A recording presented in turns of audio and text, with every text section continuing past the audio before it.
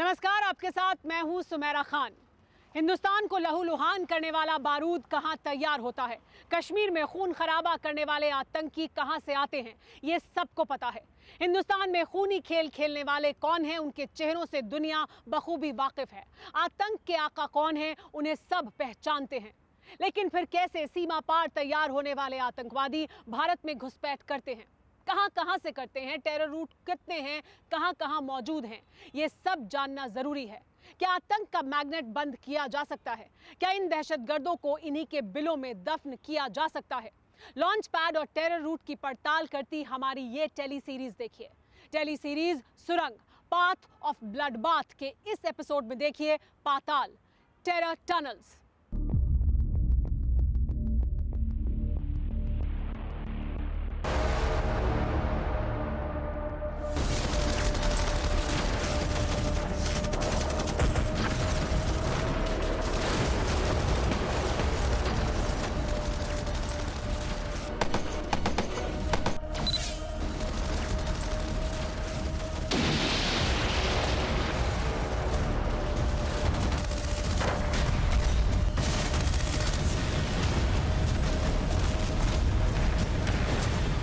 सैफुल्ला मीर उर्फ गाजी हैदर, मोहम्मद अशरफ खान उर्फ अशरफ मौलवी, मोहम्मद अब्बास शेख उर्फ तुराबी, जाहिद जरगर उर्फ उमर अफगानी।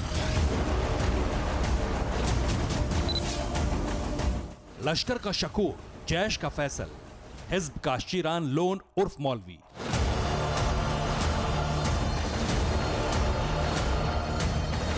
ये खूंखार दहशतगर्दों की लिस्ट है उन टॉप कमांडर्स की जो मोस्ट वांटेड हैं।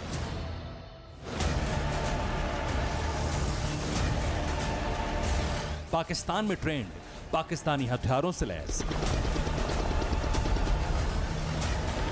पाकिस्तान के इशारे पर कश्मीर में खूनी खेल खेलने वाले शैतान।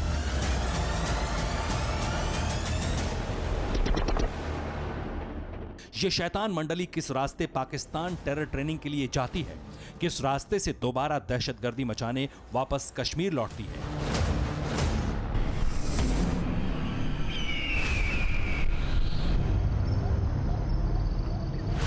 ये जंगल, ये पहाड़, क्या आतंकियों का टेरर रूट यही भर है?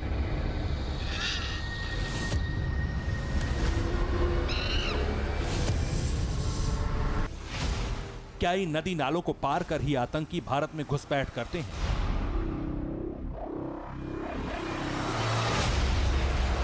ये पुरानी बात हो चुकी है। आतंक का नया रास्ता बेहद डरावना है, रोंगटे खड़े कर देने वाला है।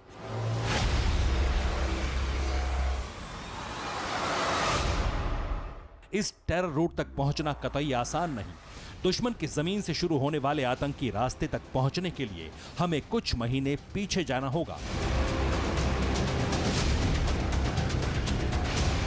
उस खौफनाक एनकाउंटर की कहानी जाननी होगी जो 3 घंटे तक चला, जिसमें गोलियां बरसी, बेहिसाब बम फटे।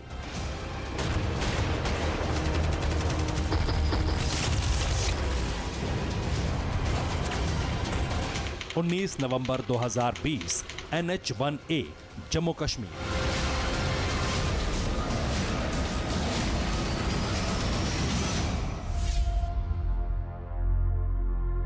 ट्रक की नंबर प्लेट के ठीक नीचे डेथ कीप्स नो कैलेंडर लिखा था। अंधेरे में भी खतरे का यह लाल निशान साफ दिखाई दे रहा था।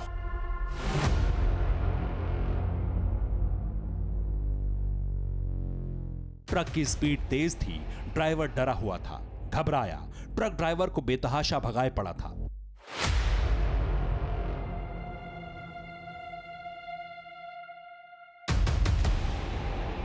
ड्राइवर को जम्मू का नगरोटा टोल प्लाजा पार कर कश्मीर पहुंचना था।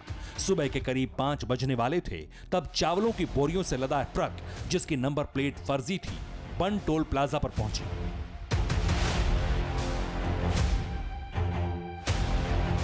टोल प्लाजा पर पहले से तैनात जम्मू कश्मीर पुलिस ने ट्रक रोक लिया। तलाशी शुरू की गई। जवानों ने चावल की बोरियों को जैसे ही पलटा, बंदूकें गरज उठी। ट्रक में छिपकर बैठे दहशतगर्दों ने अंधाधुंध फायरिंग शुरू कर दी। नगरोटा का बन टोल प्लाजा ताबड़तोड़ गोलियों की गूंज से थर्रा उठा।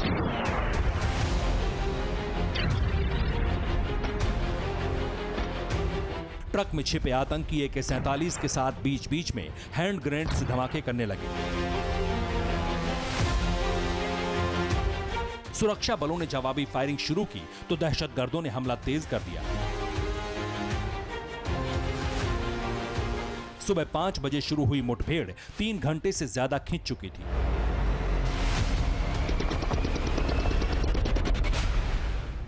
सुरक्षा बलों से घिरे आतंकी किसी भी कीमत पर सरेंडर को तैयार नहीं हो रहे थे। आखिरकार आतंकियों के ट्रक को बम धमाके से उड़ाने का प्लान था। बन टोल प्लाजा पर खड़े ट्रक पर गोला दागा जाने लगा। एक के बाद एक कई ब्लास्ट के बाद ट्रक को उड़ा दिया गया। इसके बाद आतंकवादी पास के जंगल की तरफ भागे, जिन्हें घेर कर भारत के शूरवीरों ने ढेर कर दिया। मारे गए दहशतगर्द फिदायीन थे। मौलाना मसूद अजहर के बनाए मानव बम।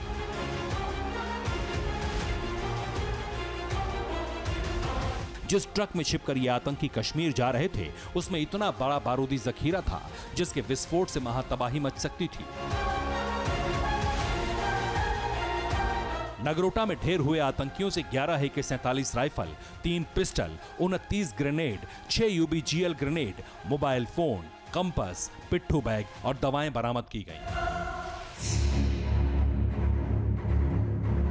हथियारों का यह जखीरा बताने के लिए काफी है कि दहशतगर्दों का मंसूबा कितना खतरनाक था। आत्मघाती आतंकियों का मौत तक लड़ते रहना साबित करता है कि वो किसी भी हद तक जाकर टेरर अटैक को अंजाम देते।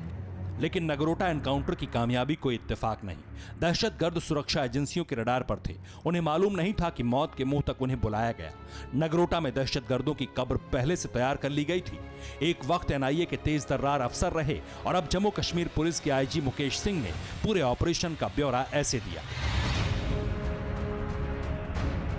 जब से DDC इलेक्शंस की प्रक्रिया शुरू हुई है, इंटेलिजेंस इनपुट्स हमारे पास आ रहे थे, जिसमें ये था कि मिलिटेंट्स किसी पर्टिकुलर टारगेट के लिए भारी मात्रा में हथियार लेके इन्फिल्ट्रेट करने की कोशिश में हैं। हमने सभी नाकों को अलर्ट कर दिया था। पुख्ता खबर थी, सटीक प्लानिंग की गई। आतंक की औलादों का अंत हो गया। लेकिन नगरोटा टेरर अटैक के बाद जब जांच शुरू हुई तो सुरक्षा एजेंसियों के कान खड़े हो गए।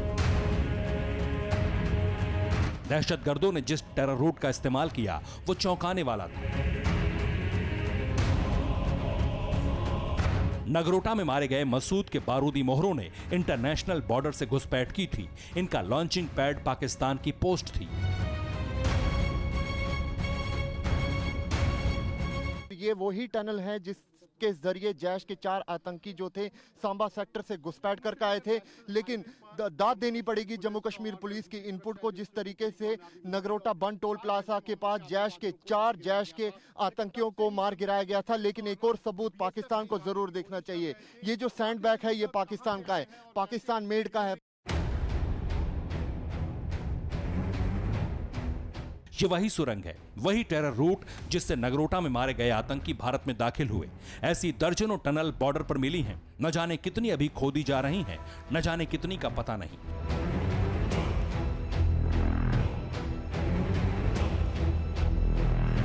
पाकिस्तानी आतंकियों के नए टेरर रूट की पड़ताल बेहद जरूरी है। जमीन फाड़कर भारत में घुसने वाले दहशतगर्दों को कौन शह दे रहा है, कौन मदद कर रहा है, बताने की जरूरत नहीं। लेकिन इस पाताल लोक में क्या क्या है वो जानेंगे तो होश उड़ जाएंगे।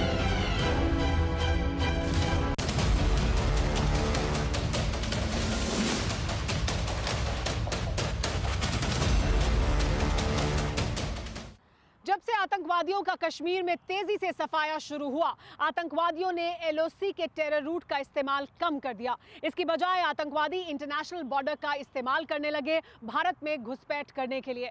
आतंकवादियों ने इसकी शुरुआत पठानकोट आतंकी हमले के साथ की।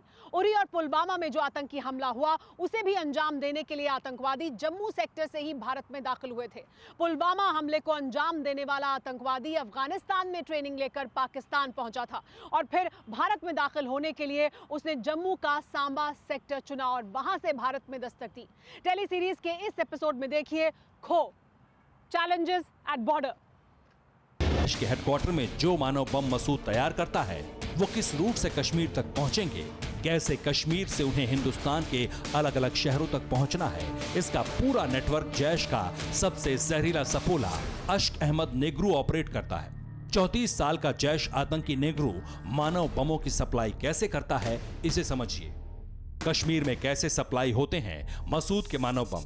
जैश के मानव बम मालवाहक ट्रकों से सप्लाई होते हैं। मसूद का गुर्गा अश्क अहमद नेग्रू सबसे बड़ा सप्लायर है। ट्रकों के जरिए दिल्ली, पंजाब और यूपी भेजे जाते हैं आतंकी। मुंबई, त्रिपुरा, चेन्नई तक ट्रक में मानव बम की सप्लाई होती है। फिदाइन सप्लायर अश्क अहमद नेग्रू राजपोरा के हजान बाला गांव में छिपकर आतंक का नेटवर्क ऑपरेट करता था। नेग्रू के पास 3 ट्रक थे जिन्हें वो कश्मीर के पुलवामा में संचालित करता था। मसूद का ये गुर्गा पहले अपने ट्रकों में आत्मघातियों को छिपाकर कश्मीर के अलग अलग हिस्सों में भेजता था, लेकिन मसूद अजहर के इशारे पर आत्मघाती बमों की सप्लाई वो दूसरे ट्रकों में भी करने लगे।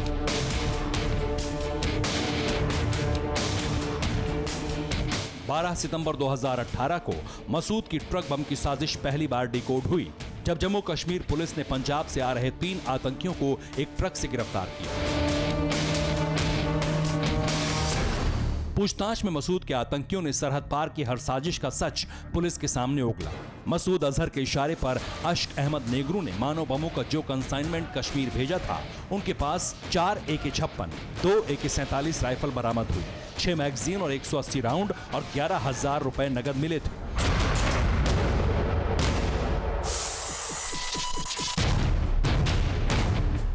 साल 2018 की शुरुआत तक घाटी में जैश आतंकी नेग्रू का मानव बम सप्लाई का कारोबार अच्छा चल रहा था, लेकिन 12 सितंबर 2018 को नेग्रू का भाई रियाज नेग्रू पुलिस के हत्थे चढ़ गया। ये मसूद के मानव बम का सप्लायर था।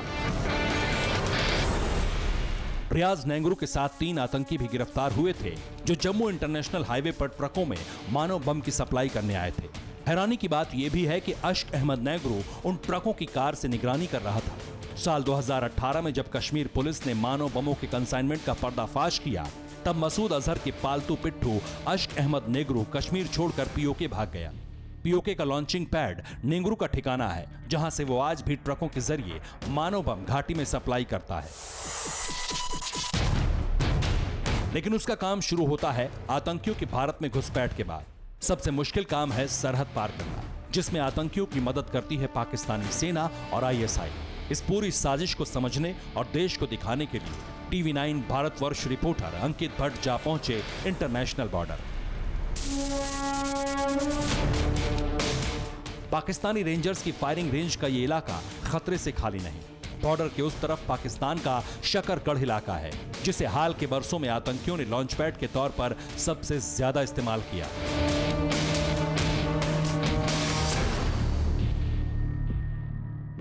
इस समय मैं मौजूद हूं भारत पाक अंतर्राष्ट्रीय सीमा सांबा सेक्टर में, जहां पर हाल ही में ही BSF की तरफ से एक टनल जो है वो डिटेक्ट की गई थी। आपको याद होगा कि जजरकोटली इलाके में आतंकियों के साथ बन टोल प्लाजा के पास मुठभेड़ हुई थी, जिसमें 4 आतंकियों को सुरक्षा बलों ने ढेर किया था और वक्त रहते ही सुरक्षा बलों ने काफ़ी मात्रा में आर्म्स एंड एमुनेशन जो है इन आतंकियों से भी रिकवर किया था। लाइन ऑफ कंट्रोल और IB को पाकिस्तान हमेशा ही कोशिश करता है कि इनके थ्रू टेररिस्ट को इन्फिल्ट्रेट कराया जाए, तो इस चीज़ को लेके हम लोग काफ़ी सतर्क हैं।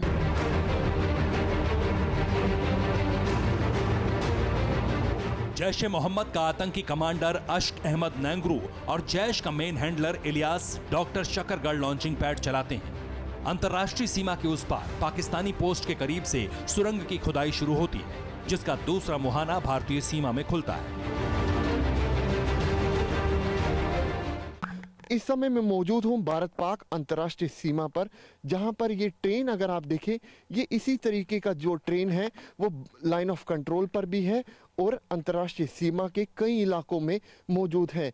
जंगल और ये सरकंडों की आड़ में पाकिस्तान में बैठे हुए आतंकियों के आका अपने आतंकियों को बेचते हैं ताकि वो जम्मू कश्मीर की सीमा में घुस सके। टनल हमारे लिए चुनौती है और इवन अदरवाइज भी हमारे लिए चुनौती है। जो बॉर्डर जो है नारकोटिक्स को लेके स्मगलिंग की अटेम्प्ट्स होती है उसकी भी चुनौती है। तो हम इसको लेके पूरे सतर्क हैं और इसके ऊपर कार्रवाई चल रही है। नगरोटा टोल प्लाजा पर ढेर हुए आतंकी ऐसी ही एक सुरंग से भारत में घुसे। वो सुरंग सांबा के राजपुरा में बनाई गई। सुरंग करीब 20 मीटर गहरी और 150 मीटर लंबी थी। टनल में रेत की बोरियां भी रास्ता बनाने के लिए इस्तेमाल की गईं। राजपुरा में मिली सुरंग में कराची मार्का बोरियां मिली थी। क्योंकि मिट्टी ताजा थी, आतंक के ऐसे पाताल लोग पाकिस्तानी सीमा से लगने वाले ज्यादातर इलाके में मिलते हैं। पाकिस्तान की न्यू पाक पोस्ट टेरर का सबसे बड़ा लॉन्च पैड है। पाकिस्तान का चलंतला गांव आतंकियों का अड्डा है, जिन्हें न्यू पाक पोस्ट के जरिए भारत भेजा जाता है।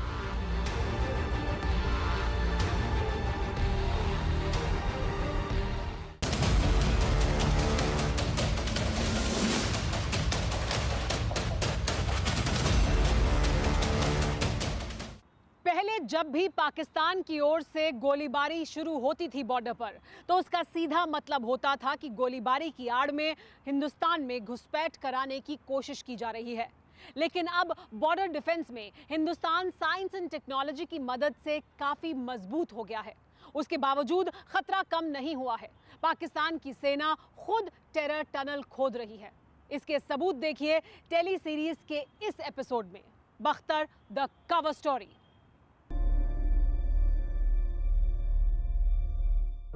भेजा गया इंडिया में दहशतगर्दी के लिए। तकरीबन 4 महीने लगाए थे उधर। इधर आए हुए 10 दिन। इधर आए हुए 10 दिन। आपकी बर्थ डेट क्या है? मेरी 17/12/1995। आप कहाँ के रहने वाले हैं? मैं जिया बगल गाँव का रहने वाला हूँ। तहसील मेरी रायवीट है और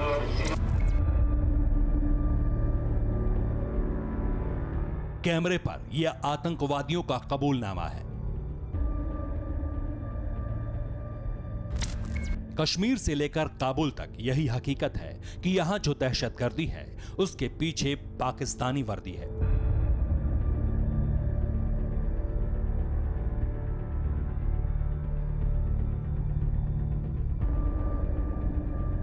बाजवा ब्रिगेड की मदद के बगैर कोई आतंकी एलओसी पार कर जाए, यह मुमकिन ही नहीं। आतंकी बनाने का टेंडर अगर मसूद, हाफिज और सलाहुद्दीन के पास है, तो सुरंग खोदने तक का जिम्मा बाजवा ने अपने कंधों पर उठा रखा है।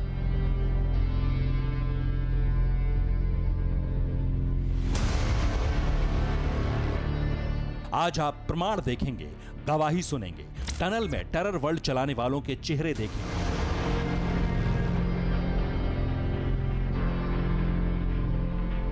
आप जानेंगे कैसे साजिश की सुरंग तैयार करती है पाकिस्तानी सेना।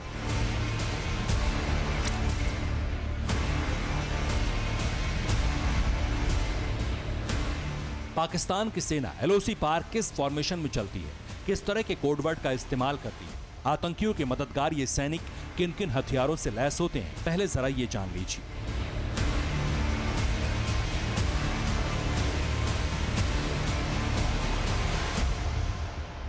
Alpha, ready sir? Approach right. 13 Bravo. Yes sir. Approach left. Yes sir. File formation में हम मूव करेंगे। 13 Alpha ग्रुप A को लीड करेगा। टेक्टिकल हालत में सारे मूव करेंगे। निशान वही हैं सारे। सिग्नल, पहला पासवर्ड, चांद, जवाब, मोजे। All clear.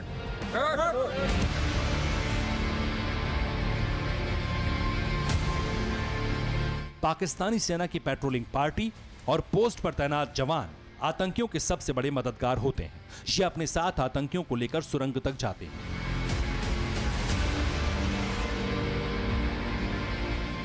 ताकि भारत की तरफ से फायरिंग होते ही आतंकियों को कवर फायर दिया जा सके।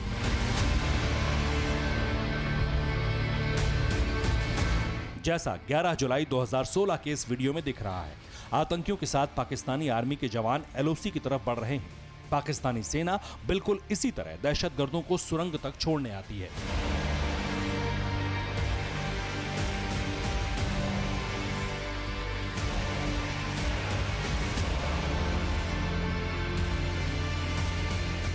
अट्ठाईस जनवरी से 28 फरवरी तक पाकिस्तानी सेना सिंध में वॉर एक्सरसाइज जिदार उल हदीद में जुटी है।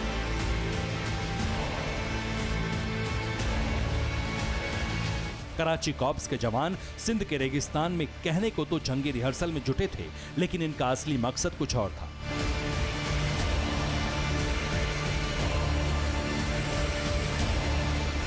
वॉर एक्सरसाइज की आड़ में पाकिस्तानी सेना थार के रेगिस्तान में सुरंग बना रही थी। पाकिस्तान जो थोर डेजर्ट पे राजस्थान के साथ, इंडिया के साथ जो फेंस लगी है, उस फेंस के नीचे से सुरंग खोद रहा है, और एक सुरंग नहीं खोद रहा बल्कि एक से ज्यादा सुरंगें खोदी जा रही हैं। रेत के इस सहरा में नीचे जाके बाकायदा पक्की सुरंग बनाई जा रही है। 20 फरवरी की दोपहर रावलपिंडी के जनरल हेडक्वार्टर में हलचल कुछ ज्यादा थी। टीवी 9 भारतवर्ष पर जनरल बाजवा की नापाक साजिश का प्रसारण हो रहा था। दुनिया के सामने जल्लाद जनरल एक बार फिर एक्सपोज हो गया। बाजवा के ही ब्रिगेडियर ने अनजाने में पाकिस्तानी सेना की पोल खोल दी।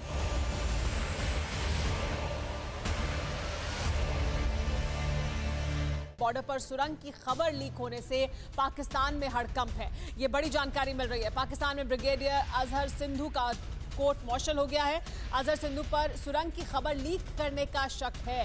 इंजीनियरिंग कोर के कमांडर हैं ब्रिगेडियर जाफर का रावलपिंडी तबादला हुआ है, तो कई लोगों का तबादला किया है, कुछ को बर्खास्त किया है। ब्रिगेडियर जाफर पर ब्रिगेडियर अजहर का साथ देने का आरोप है।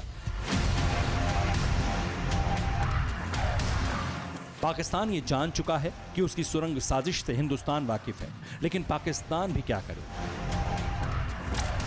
टेरर सप्लाई का सुरंग से बेहतर जरिया उसके पास नहीं है। साजिश की सुरंग में अगर दूसरे मुहाने से आतंकी घुसेंगे तो इधर भी सुरंग द्वार पर हिंद के प्रहरी हथियार थामे तैयार हैं। अब आतंकियों को तय करना है कि वो सुरंग के अंदर मरना पसंद करेंगे या फिर पाकिस्तान में जिंदा रहना।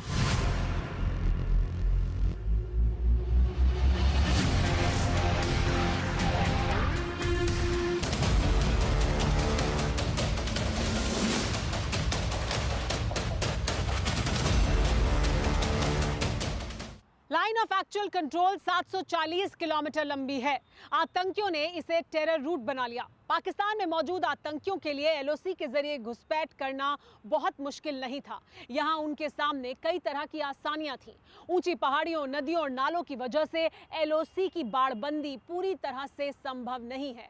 घने जंगलों की वजह से हर मौसम में यहां निगरानी रख पाना भी संभव नहीं था। इसी का फायदा उठाकर पाकिस्तानी सेना लगातार इस इलाके से घुसपैठ कराती रही। लेकिन जब भारत की तरफ से हाई टेक्नोलॉजी का इस्तेमाल करते हुए इस पूरे इलाके की निगरानी को पुख्ता कर लिया गया, तो आतंकवादियों ने अपना रूट ही बदल दिया। आतंक का मैग्नेट लेकिन अब भी खुला हुआ है। टेली सीरीज के इस एपिसोड में देखिए Pir Panjal, launch pads of terror. नाम खलील अहमद, पता जलेबी चौक, रावलपिंडी। आतंकी संगठन लश्कर-ए-तैयबा, कोड नाम खालिद। नाम मौजम खोखर, पता रावलपिंडी सिटी। आतंकी संगठन लश्कर-ए-तैयबा, कोड नाम नाजिम। ये दोनों 5 साल तक जिहाद का जहर पीकर आत्मघाती बने। इन्होंने ट्रेनिंग कहां ली, किस इरादे से भारत आए, किन रास्तों से भारत में घुसपैठ की, सब रट्टू तोते की तरह बता दिया। सुरक्षा बलों के हत्थे चढ़े आतंक के प्रोफेसर हाफिज के शैतान शागिर्दों ने पाकिस्तान की पोल पट्टी खोल डाली थी।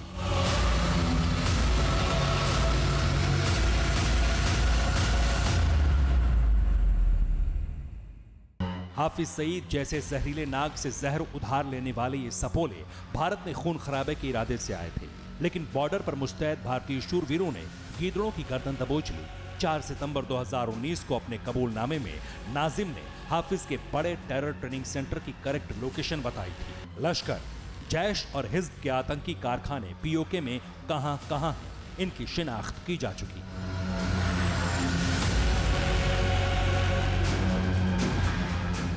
पीओके की राजधानी मुजफ्फराबाद और कोटली में मौजूद हैं बड़े टेरर ट्रेनिंग कैंप। गढ़ हबीबुल्ला, तलाई मंडी, जंगल मंगल, इलाकाए गैर, अल मुजाहिदीन कैंप, बकरेल, बांदी हजीरा, चानी चाकोट, जाहिदीन कैंप, नकियाल, अशकोट जैसे कई और आतंकी कैंप पीओके में चल रहे हैं।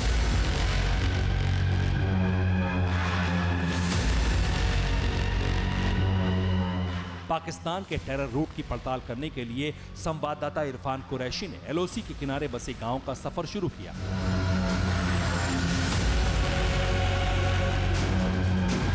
पीर पंजाल के इन्हीं जंगलों में झेलम नदी के उस पार टेरर लॉन्च पैड है, जिनसे भारत के इन इलाकों में घुसपैठ कराई जाती है। Tangdhar sector, Machil sector, Gurez sector, Nowgam sector, Uri sector, Keran sector और अखनूर सेक्टर। जहां पर अभी मैं खड़ा हूं ये उड़ी का इलाका है और इसी के सटीक लाइन ऑफ कंट्रोल है। और इस इलाके में यहां पर मैं दिखाने की कोशिश करूंगा, ये जंगल है और ये इसी तरह के ट्रेडिशनल रूट्स जो है मिलिटेंट्स घुसपैठ करने के लिए इस्तेमाल किया करते हैं और किया करते थे। आप देख सकते हैं ये घना जंगल है, बहुत ही ऊंचा टर्न है, सख्त यहाँ पर चढ़ाई है, लेकिन मिलिटेंट्स इसी तरह के रूट्स लाइन ऑफ कंट्रोल से क्रॉस कर कर यहाँ शहरों में, बाजारों में, गांवों में घुसने के लिए इस्तेमाल करते हैं। उरी का तेलवारी गांव इरफान की मंजिल थी। यह आखिरी गांव है। इसके बाद पीओके की हद शुरू होती है, जहां से आतंकी भारत में घुस आते हैं। लेकिन इस इलाके में सफर आसान नहीं। गहरी खाइयां खौफ का सबब है, दहाड़ते नालों का शोर है, घुमावदार रास्ता है, सड़कें सकरी हैं। लंबा सफर खत्म होने का नाम नहीं लेता, लेकिन आतंकी रूट की पड़ताल के जुनून के आगे ये मुश्किलें कुछ भी नहीं थी। इरफान कुरैशी तेलवारी गांव पहुंचे, लोगों से बातें की। लोगों ने पड़ोसी देश की हरकत बेखौफ होकर सुनाई। लाइन ऑफ कंट्रोल उड़ी के आखिरी गांव तिलावाड़ी के पास इस समय मौजूद है और मेरे पीछे आप देख सकते हैं, मेरे कैमरा पर्सन आपको तस्वीरों में दिखाएं, ये फेंस है और फेंस की उस तरफ पीओके है। सीधे तस्वीरों में आप देख सकते हैं पीओके की साइड है ये, और वहाँ से सीधे ऑब्जर्वेशन में हम इस समय हैं उनकी पोस्ट की। और इस तरफ भी यहाँ पर नीचे भारतीय सुरक्षा बलों की पोस्ट है। कई बार यहाँ शिलिंग हुई पाकिस्तान की तरफ से, तो हमें बड़ी मुसीबत होती है। उरी का तेलवारी गांव बंकर में बसा है। आतंकियों को घुसपैठ कराने के लिए पाकिस्तानी सेना दिन रात यहां बारूद बरसाती है, लेकिन भारतीय शूरवीरों की मुस्तैदी से दुश्मन को मायूसी हाथ लगती है। इस तरफ मेरे कैमरामैन अगर पैन करके आपको दिखाएं तो आप देख सकते हैं ये जो यहाँ से जहलिम गुजर रहा है, इसमें भी फेंस किया हुआ है, क्योंकि कई बार घुसपैठ के प्रयास जहलिम के जरिए भी करने की कोशिश की गई। उसके चलते ये जो इलाका है इसको डिवाइड किया गया, यानी कि बाइफ्रिकेट किया गया है इस फेंस के जरिए। हालांकि यहाँ पर हाईटेक फेंस लगाना आसान नहीं है। यहाँ पर जो फेंस है वो बिल्कुल सिंपल है, लेकिन इसमें सर्वेलेंस और सर्च लाइटिंग इंस्टॉल की हुई है।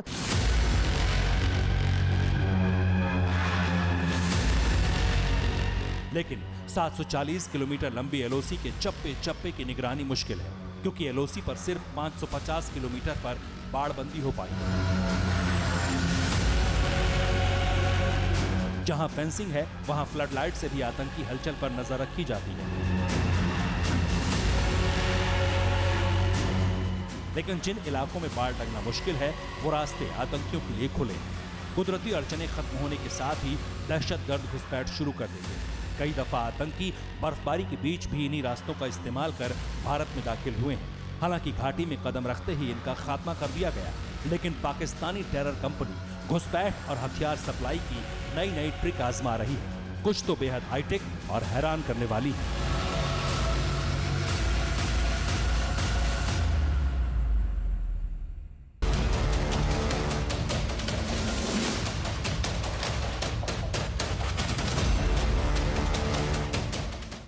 साल 2012 में हॉलीवुड में एक एक्शन फिल्म रिलीज हुई थी। इस फिल्म का नाम था एक्ट ऑफ वैलर। इस फिल्म में सील कमांडो कोस्टा रिका में एक मिलिट्री ऑपरेशन को अंजाम देते हैं।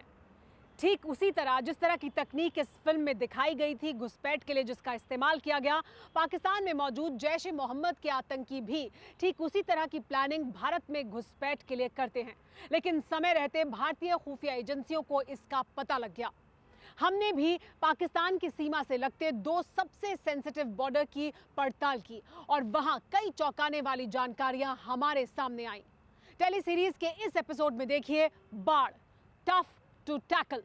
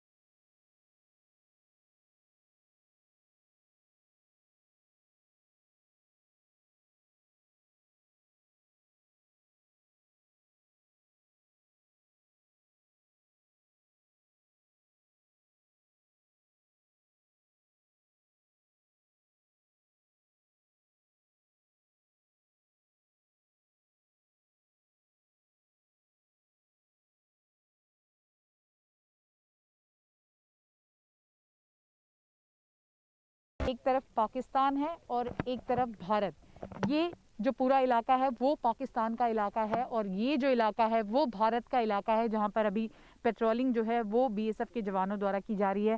तमाम जवान यहाँ आपको नज़र आ जाएंगे जो पेट्रोलिंग के लिए यहाँ पर निकले हुए हैं और दूर दूर तक यहाँ पर लगातार पेट्रोलिंग की जाती है। ज़रा कुछ जवानों से भी बात करने की कोशिश करते हैं और जानते हैं कि सर ये बताइए क्या डिफ़िकल्टीज़ होती है जब इस तरह के एरिया में आप लोग पेट्रोलिंग के लिए निकलते हैं?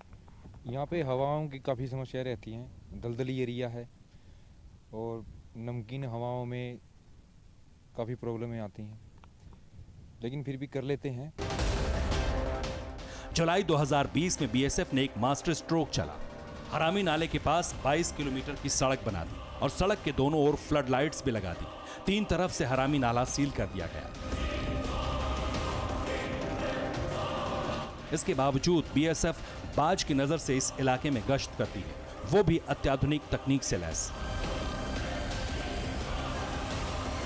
यहाँ पर जो आम गाड़ियां हैं उसका जाना बेहद कठिन होता है, इसीलिए यहाँ पर एटीवी जो है वो यहाँ पर नजर आ रही है। देखिए हमारे ठीक सामने इस वक्त एक एटीवी जो है वो अब यहाँ पर पेट्रोलिंग के लिए जा रही है। खासियत देखिए आप यहाँ पर, अगर आप इसके टायर को देखेंगे तो ये रबड़ का टायर बना हुआ है और कैसे ये अपने लिए समतल जमीन बनाता है। हिंदुस्तान की पश्चिमी सरहद पर एक और इलाका ऐसा है जहां से हाफिज और मसूद के शागिर्द घुसने की कोशिश करते हैं।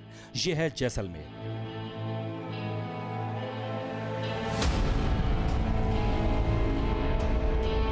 कश्मीर से अनुच्छेद 370 खत्म होने के बाद पाकिस्तानी सेना ने अपनी मुजाहिदीन बटालियन को इसी बॉर्डर से इंडिया में आतंकी भेजने का काम सौंपा है।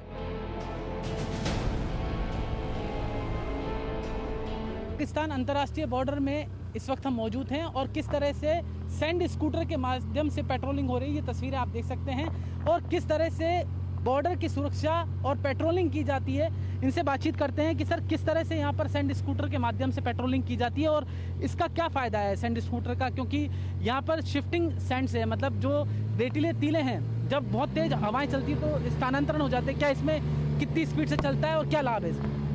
जैसा कि आप देख सकते हैं कि यहाँ शिफ्टिंग सैंड ड्यून्स हैं, तो शिफ्टिंग सैंड ड्यून्स का मतलब क्या होता है कि जब भी ये बवंडर या हवाएं चलती हैं तो ये एक जगह से दूसरे जगह डिस्प्लेस होते रहते हैं। तो उसमें ये जो ऑफ रोड व्हीकल है वो हमारी काफ़ी मदद करता है। अगर कोई घुसपैठिया यहाँ से निकल के भागने की कोशिश करता है तो काफ़ी तेज़ी से हम इसके माध्यम से उसको पकड़ सकते हैं। मकसद एक है, दुश्मन का पांव हिंद की 1 इंच जमीन पर भी ना पड़े। इसके लिए हर मौसम में हर वक्त हिंदुस्तान के प्रहरी आतंक की हर कोशिश को मात देने के लिए मुस्तैद है। बीएसएफ हाईटेक तकनीक के अलावा निगहबानी की पुरानी तकनीकों पर भी अमल करती है। भारत पाकिस्तान अंतर्राष्ट्रीय बॉर्डर से किस तरह से यहाँ पर पेट्रोलिंग की जा रही है। आप तस्वीरें देख सकते हैं, यहाँ पर जो कैमल है, रेगिस्तान का जहाज है, ऊंट, उसके माध्यम से लगातार पेट्रोलिंग की जाती है और सीमा सुरक्षा बल के प्रहरी लगातार अपनी कैमल पेट्रोलिंग करते हैं, जिससे यहाँ पर शिफ्टिंग सैंड ड्यून्स है और शिफ्टिंग सैंड ड्यून्स के अंदर यानी रेतीले बवंडर जब चलते हैं, रेतीले तूफानों के अंदर यहाँ पर जो रेतीले टीले हैं वहाँ पर आसानी से कैमल पेट्रोलिंग के माध्यम से दुश्मन पर सीधी नजर रखी जा सकती है। भारत पाकिस्तान बॉर्डर पर बीएसएफ की महिला टुकड़ी भी दुश्मनों के छक्के छुड़ाने के लिए रेडी है। जिस धूप में एक आम इंसान 30 मिनट भी बाहर नहीं रह सकता, वैसी विषम परिस्थितियों में भी इन वीरांगनाओं को देखकर यकीन हो जाता है हमारा बॉर्डर सुरक्षित है।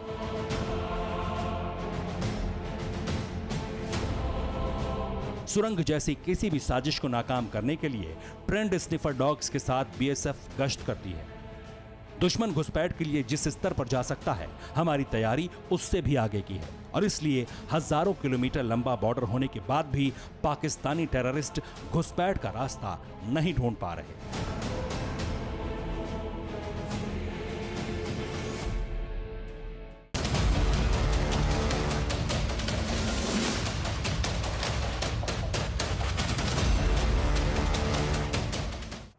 बीते साल जुलाई महीने में तुर्की और मिस्र के बीच तेल को लेकर युद्ध शुरू हो गया।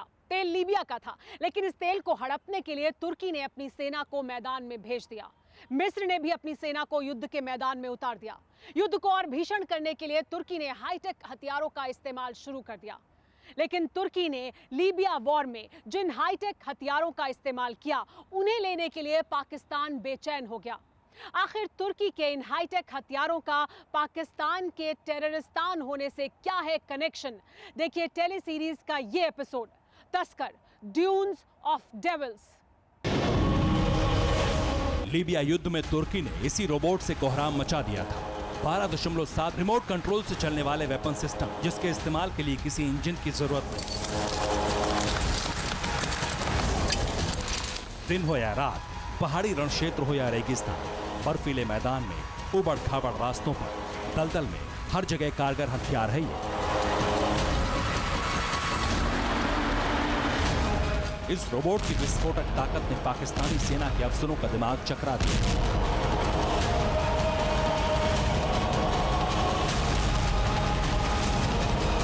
भारत से लगने वाली सीमा पर बारूद बरसाने के लिए इससे बेहतर विकल्प दुश्मन को नहीं दिखा। फिर क्या था, तुर्की से डील डन की गई। तानाशाह एर्दोआन से पाकिस्तानी सेना ने रिमोट कंट्रोल रोबोट वेपन का सौदा कर लिया, जिसकी खेप तुर्की ने पाकिस्तानी सेना को सौंपनी शुरू कर दी।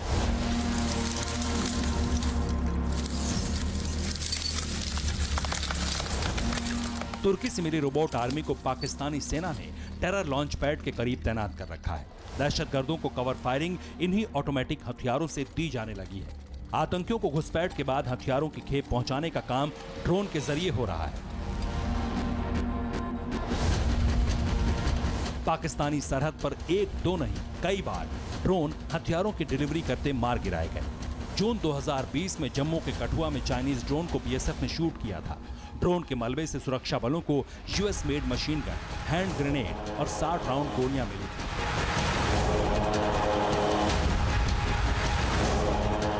जिस चाइनीज ड्रोन को ढेर किया गया वो 8 फीट लंबा और 6.2 फीट ऊंचा था। ड्रोन का वजन करीब 17.5 किलोग्राम था। ऐसे ही एक ड्रोन ने 19 सितंबर 2020 को लश्कर तैयबा के 3 आतंकवादियों के लिए जम्मू के राजौरी जिले में नियंत्रण रेखा पार कर हथियार और गोला बारूद गिराए थे।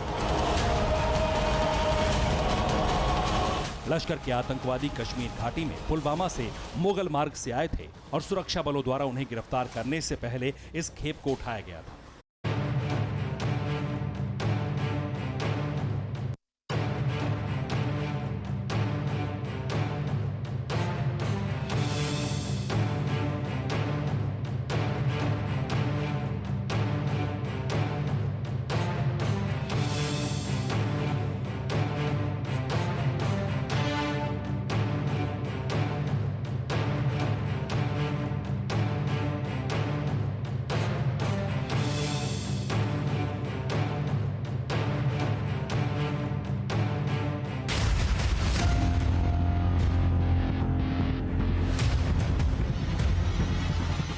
फिक्र आपकी, सोमवार से शुक्रवार रात 9 बजे सिर्फ TV9 भारतवर्ष पर।